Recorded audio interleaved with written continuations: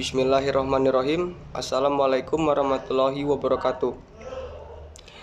Yang terhormat kepada Bapak Alif Rahman Setianto, SEME, selaku dosen pengampu mata kuliah Ekonomi Sumber Daya Alam dan Lingkungan, izin memperkenalkan diri. Nama saya Radika Nobrenda Rizky, NPM 2051010433 dari Fakultas Ekonomi Syariah kelas G. Di sini saya akan membacakan hasil presentasi saya untuk UTS tugas mata kuliah Ekonomi Sumber Daya Alam dan Lingkungan yang berjudul Sumber Daya Tanah. Sumber daya tanah. Pengertian sumber daya tanah. Pengertian dari sumber daya tanah adalah sumber daya alam yang berasal dari komponen di bumi, yakni berupa hasil pelapukan batuan yang berguna untuk memenuhi kebutuhan manusia. Di antara kebutuhan manusia yang memerlukan peran dari tanah, yakni kebutuhan akan pangan yang bisa diperoleh dari bercocok tanam di atas tanah. Selain itu, manusia juga membutuhkan lahan pemukiman, badan jalan sebagai transportasi, dan hal lain yang dibangun di atas tanah. Jenis sumber daya tanah. Yang pertama, tanah vulkanik. Proses pembentukan tanah vulkanik dipengaruhi oleh peristiwa meletusnya gunung berapi atau peristiwa vulkanisme. Ketika gunung berapi meledak, maka akan mengeluarkan material erupsi berupa lava dan lahar. Lava yang membeku kemudian menjadi batuan beku.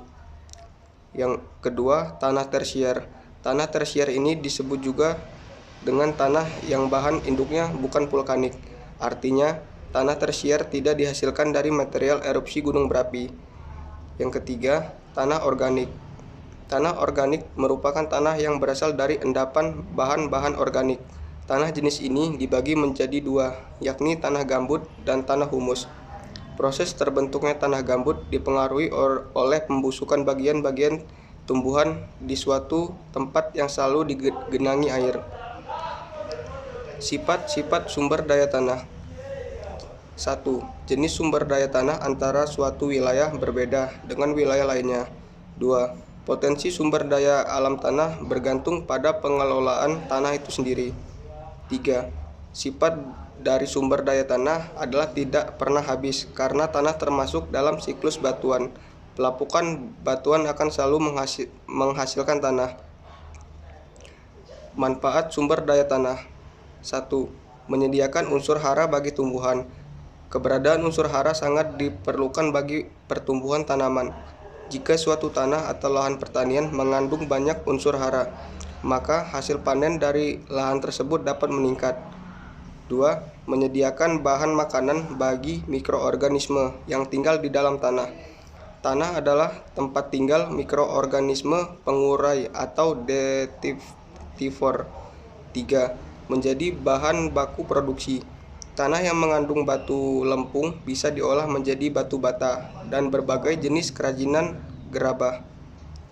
4. Menjadi tempat tinggal dan tempat beraktivitas bagi makhluk hidup. Manusia dan makhluk hidup lainnya membuat tempat tinggal di permukaan atau di atas tanah. Yang kelima, sebagai sumber mata air. Tanah dapat menyerap air dan menjadi tempat sumber air tanah. Air tanah inilah yang banyak dikonsumsi oleh masyarakat dan berguna untuk memenuhi kebutuhan air sehari-hari. 6.